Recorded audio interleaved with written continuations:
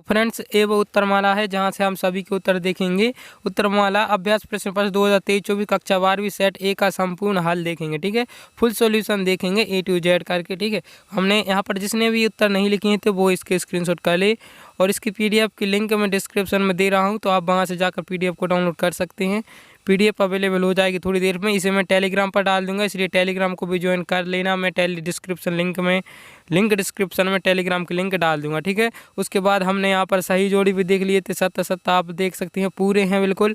और उसके बाद प्रश्न क्रमांक 5 एक वाक्य में उत्तर भी सभी हमने यहाँ पर कवर कर लिए थे। जिसने भी नहीं देखे वो भी एक बार देख सकता है। और उसके बाद इससे पहले एक वीडियो है पार्ट 1, उसे भी आपको जाकर देखना है ताकि उसमें आपको समझ सके। ठीक है, इसके बाद हमने यहाँ पर देख लिए थे डेडलाइन किसे कहते हैं। ये है आपका एक वाक्य में उत्तर का 7वां। ठीक है, और उसके बाद अपन इसके आगे क्वेश्चन देखते हैं, आंसर। तो उसके बाद अपना प्रश्न क्रमांक 6 से हमें शुरू करना था। ठीक है, तो 6 हमारा प्रश्न क्रमांक 6 है, कवि हरिवंश राय बच्चन को वास्तविक संसार क्यों अच्छा नहीं लगता है। तो इसका आपका आंसर आप देख लीजिए। कवि को संसार इसलिए अच्छा नहीं लगता क्योंकि उसके दृष्टिकोण के अनुसार संसार अधूरा है, उसमें प्रेम नहीं है, यह बनावटी व झूठा है। तो इसका आपका राइट आंसर हो जाएगा। उसके बाद अगला क्वेश्चन है, दिशाओं को मृदंग की तरह बजाने से क्या तात्पर्य है। तो दिशाओं को मृदंग की तरह बजाते हुए अर्थात वातावरण में संगीत का निर्माण करने का प्रयास करना। ठीक है, इसका राइट आंसर हो जाएगा।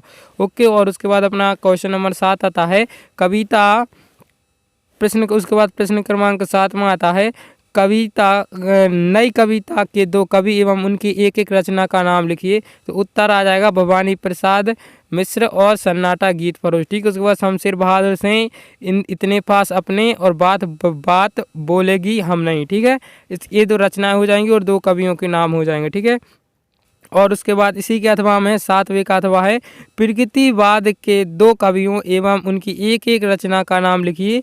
तो यहाँ पर आप देख सकते हैं प्रकृतिवाद के 2 कवि एवं उनकी रचना का नाम। पहला आ जाएगा सुमित्रानंदन पंत, इनकी रचना है युगवाणी, और त्रिलोचन एवं उनकी रचना है माटी की बारात। ठीक है, और उसके बाद अपन क्वेश्चन नंबर 8 देखते हैं। प्रश्न क्रमांक 8 है, ओज गुण का एक उदाहरण लिखिए। तो उत्तर आ जाएगा ओज गुण का एक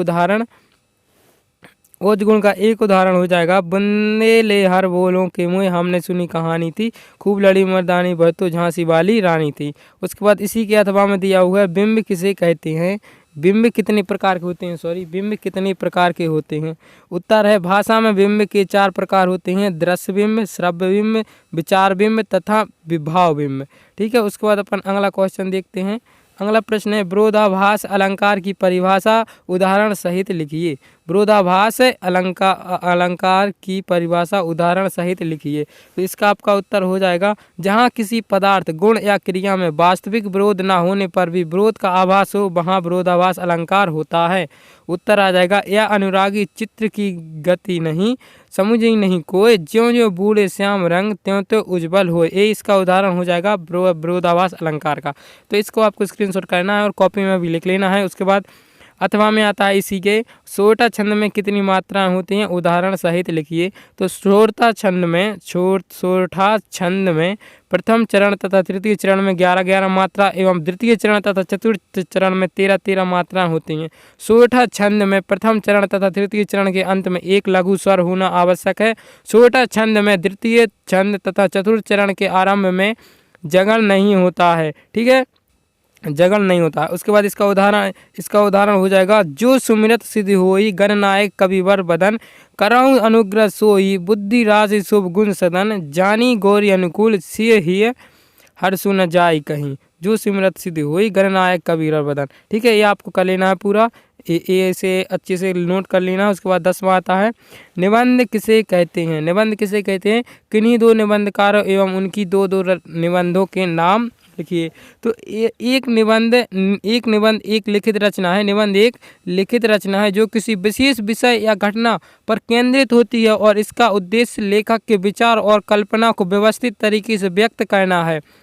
यह एक साहित्यिक रूप है जिसका प्रयोग अक्सर लेखक की रचनात्मक और आलोचनात्मक सोच क्षमताओं को प्रदर्शित करने के लिए किया जाता है। उसके बाद है भारतेंदु हरिश्चंद्र, इसका हो जाएंगे निबंधकार, जिनकी है निबंध है कश्मीर कुसुम। उसके बाद प्रताप नारायण मिश्र, इनका हो जाएगा पूंछ। ठीक है, और उसके बाद अपन अगला देखेंगे, अगला है अथवा, अथवा में सीखे।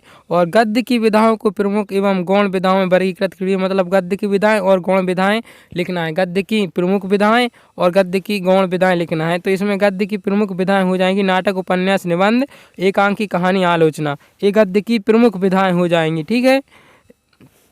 यहाँ पर गद्य की प्रमुख विधाएं हो जाएंगी, गद्य की प्रमुख विधा नाटक, उपन्यास, निबंध, एकांकी, कहानी, आलोचना।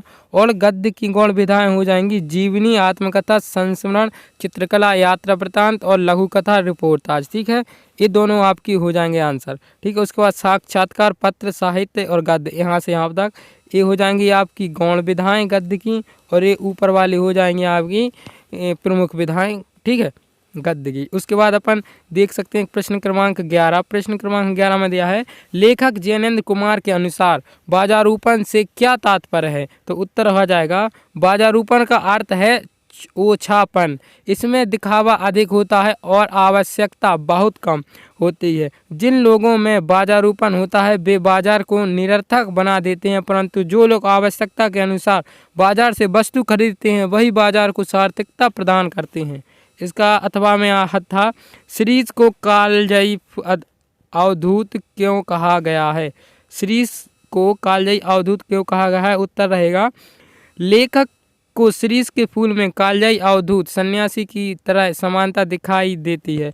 एक कालजयी सन्यासी काल, विषय, वासना, क्रोध, मोह इत्यादि से स्वयं को अलग कर देते हैं। ऐसे ही सीरीज को लेखक ने माना है उस पर काल का प्रभाव दृष्टिगोचर नहीं होता है, मतलब काल का प्रभाव नहीं होता है। और उसके बाद 12वां क्वेश्चन है अर्थ के आधार पर वाक्य के प्रकार लिखिए या फिर भेद, ठीक है। अर्थ के आधार पर वाक्य के 8 प्रकार हैं, अन्य विकल्प अनुचित है, ठीक है। अतः सही विकल्प 8 है।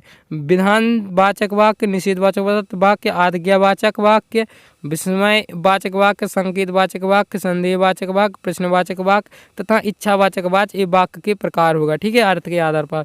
उसके बाद अपना इसी के अथवा में आता है राजभाषा को परिभाषित कीजिए या राजभाषा किसे कहते हैं। किन्हीं दो राज्य की राजभाषा लिखिए, ठीक है। उत्तर है राजभाषा किसी राज्य या देश की घोषित भाषा होती है जो कि सभी राजकीय प्रयोजन अर्थात सरकारी काम काज में प्रयोग होती है। भारतीय संविधान के अनुच्छेद 343(1) के अंतर्गत देवनागरी लिपि में हिंदी को संघ की राजभाषा घोषित किया गया है। ओके, यहाँ पर आपको इतना लिख लेना, ठीक है। और उसके बाद किन्हीं दो राज्य एवं राजभाषा के नाम आपको गूगल पर सर्च करके देख लेना, ठीक है। और उसके बाद अपन प्रश्न क्रमांक 13 देखेंगे, 13। निम्नलिखित वाक्य को निर्देशानुसार परिवर्तन कर लिखिए। तो पहला है वह भाग्यवान स्त्री नहीं, इसको हमें विधि सूचक वाक्य बनाना है। और शिक्षक की कक्षा में आते ही छात्र खड़े होगा, इसका हमें संयुक्त वाक्य बनाना है। तो ठीक है, इसमें आपका आ जाएगा संयुक्त वाक्य, मतलब दूसरा आ जाएगा। पहले वाला का मैंने नहीं किया है क्योंकि मैं इसका आंसर टेलीग्राम पर डालूंगा, इसलिए टेलीग्राम पर फॉलो कर लेना, ठीक है। उसके बाद इसका आंसर मैं इंस्टाग्राम की स्टोरी में भी लगा दूंगा, आप देख लेना। और उसके बाद संयुक्त वाक्य इसका हमें संयुक्त वाक्य बनाना है। तो इसका आ जाएगा संयुक्त वाक्य अध्यापक कक्षा में आए और सब छात्र खड़े हो गए, ठीक है। इसका संयुक्त वाक्य हो जाएगा ये, ठीक है। इसका संयुक्त वाक्य ये हो जाएगा, ठीक है, समझ गए। उसके बाद लोकोक्ति किसे कहते हैं, अथवा में सीखे लोकोक्ति किसे कहते हैं। लोकोक्ति किसे कहते हैं, उदाहरण सहित लिखिए। उत्तर ऐसा वाक्य, कथन अथवा उक्ति जो अपने विशिष्ट अर्थ के आधार पर संक्षेप में ही किसी सच्चाई को प्रकट कर सके उसे ही हम लोकोक्ति या कहावत कहते हैं।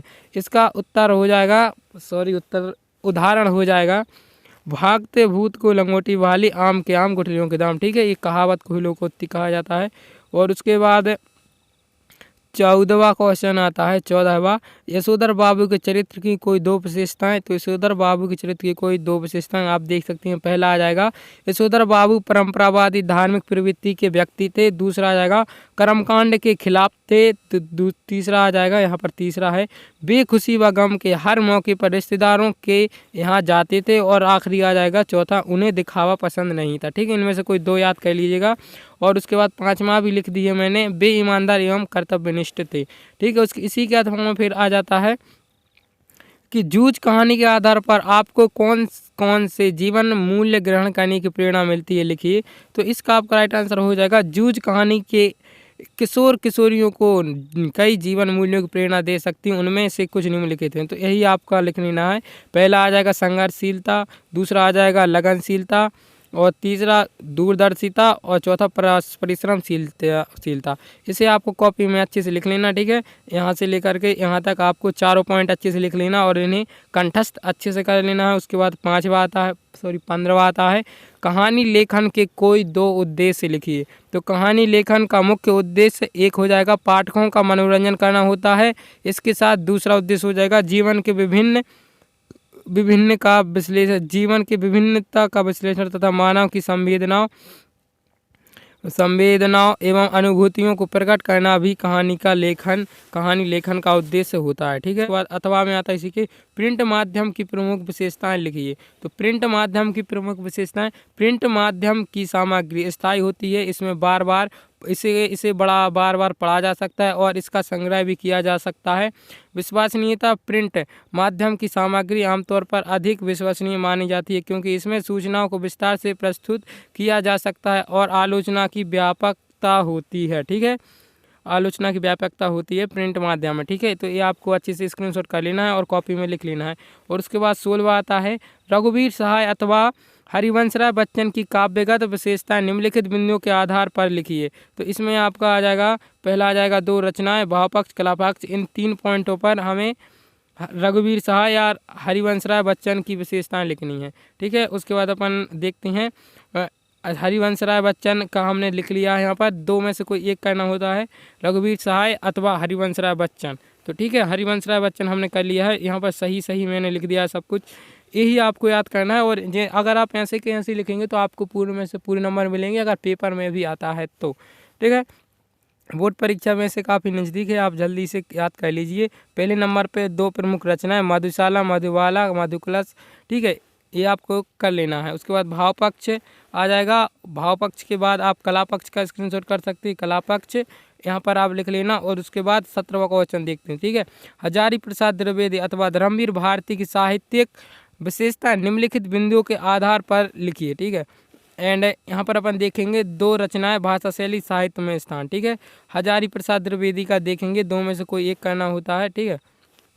हजारी प्रसाद द्विवेदी या धर्मवीर भारती, तो अपन हजारी प्रसाद द्विवेदी का देखेंगे। हजारी प्रसाद द्विवेदी की 2 प्रमुख रचनाएं, ठीक है। तो यहाँ पर आप देख सकते हैं 3 प्रमुख रचनाएं, बाणभट्ट की आत्मकथा, अशोक के फूल, कल्पलता, ठीक है। और उसके बाद अपन इनकी भाषा शैली भी देखेंगे। भाषा शैली यहाँ पर आप देख सकते हैं, पहला पॉइंट, दूसरा भाषा शैली और तीसरा साहित्य में स्थान, ठीक है। इन्हें आपको अच्छे से स्क्रीनशॉट कर लेना, बिल्कुल सही है, और इनको ही स्क्रीनशॉट करके इनको ही याद करना है, ठीक है। बिल्कुल सही आंसर है अगर आ जाता है तो, ठीक है। और अगर आपको धर्मवीर भारती का भी चाहिए तो इनका भी अपन जल्दी से जल्दी अगले वीडियो में देखेंगे सही उत्तर लिखकर। और यहाँ पर हमने रघुवीर सहाय और धर्मवीर भारती का अगर आप कमेंट करेंगे तो इनका हम सही अपन जीवन परिचय लिखेंगे, ठीक है, बिंदुओं के आधार पर, ठीक है। और उसके बाद 18वां है सार संक्षेपण की 3 विशेषताएं लिखिए, ठीक है। सार संक्षेपण की 3 विशेषताएं, विषय वस्तु के मूल की संक्षिप्त, ठीक है। तो ये आपका 3 विशेषताएं आप लिख लेना है। वैसे भी यहाँ पर मैंने 4 लिख दी हैं, 1 2 3 4, ठीक है। तो ये आपको अच्छे से स्क्रीनशॉट कर लेना है, कॉपी में लिख लेना है, ठीक है। आप इसको लिख लीजिए और एक बार पढ़ लीजिए। और उसके बाद 22वां क्वेश्चन होता है। आप सोच रहे होंगे दोस्तों कि 18वां 19 के बाद 18वें के बाद 19वां क्यों नहीं लिखा, क्योंकि ये सब गद्यांश हैं जो आप पर स्वयं ही बन जाएगी। इसमें आपको ही अध्ययन से पढ़ना होगा और आप अपनी क्षमता के अनुसार, आप अपने अनुसार उसी के उत्तर उसी में से देख कर लिखना है। इसलिए उसके मैंने आंसर नहीं लिखे हैं, इसमें आप खुद कर लेंगे, इतने होशियार तो आप स्वयं ही होंगे क्योंकि आप 12वीं में आ चुके हैं, ठीक है। उसके बाद क्वेश्चन नंबर 22 आता है। आपकी नगर की नगर पालिका अध्यक्ष को आपके वार्ड की नियमित साफ सफाई न होने के संबंध में शिकायती पत्र लिखिए। तो ये बिल्कुल सही हमने लिखा है। यहाँ पर आप देख सकते हैं, सेवा में लिखना है, ऐसे ही लिखना है, सेवा में श्रीमान नगर पालिका अध्यक्ष महोदय। नगर पालिका, यहाँ पर नगर पालिका का नाम लिखिए। और उसके बाद विषय वार्ड मोहल्ले में सफाई कराने हेतु आवेदन पत्र, ठीक है। जैसे कि आप यहाँ पर नगर पालिका जो भी आपकी लगती है वो भी आप लिख दीजिए। और यहाँ पर महोदय जी डालकर सविनय निवेदन सहित मैं आपको यह पत्र लिख रहा हूँ कि गंदगी के बारे में जो हमारे आसपास निरंतर बढ़ती ही जा रही है। हमारे आसपास इतनी ज़्यादा गंदगी हो चुकी है कि मच्छर बहुत ज़्यादा हो गए हैं, जिसकी वजह से हमारे स्वास्थ्य में प्रभावित हो रही है। यदि यह ना रुका तो इससे बहुत सी बीमारियां हो सकती हैं, ठीक है। और उसके बाद आगे, इसलिए मैं आपसे विनम्र अनुरोध करता हूं कि नगर पालिका की ओर से इस मुद्दे पर जल्द से जल्द कार्रवाई की जाए। इसी के साथ आसपास के वातावरण को जल्दी से साफ करवाया जाए, अन्यथा जल्दी से साफ करवाया जाए। इसी के साथ हमारे आसपास के वातावरण को जल्दी से साफ करवाया जाए, अन्यथा यहाँ के सभी परिवारों को बहुत सी बीमारियों का सामना करना पड़ेगा, ठीक है। और इसका धन्यवाद भी कर देना उनका लिखकर, ठीक है। और उसके बाद दिनांक डालना है, अपना नाम और यहाँ पर अपने हस्ताक्षर, ठीक है। उसके बाद कन्फर्म, यहाँ पर हमने पूरा पेपर कंप्लीट करा जा चुका है, ठीक है। और इसके बाद अगर आपको कोई भी डाउट हो या पीडीएफ डाउनलोड करनी है जो भी मैंने क्वेश्चन बताए हैं, तो आप मुझे टेलीग्राम पर फॉलो करिए। और उसकी लिंक में वेबसाइट की लिंक, गूगल पर जाना है, गूगल पर जाकर सतगुरु स्टडी सेंटर अपने यूट्यूब चैनल का नाम सर्च कर देना है, आपको पीडीएफ मिल जाएगी, ठीक है। नहीं मिलती है तो आप इस वीडियो के डिस्क्रिप्शन को चेक कर सकते हैं, वहाँ पर इसकी लिंक दे दी गई है, ठीक है। धन्यवाद, मिलते हैं कोई नेक्स्ट वीडियो, तब तक tata bye bye, take care and stay safe.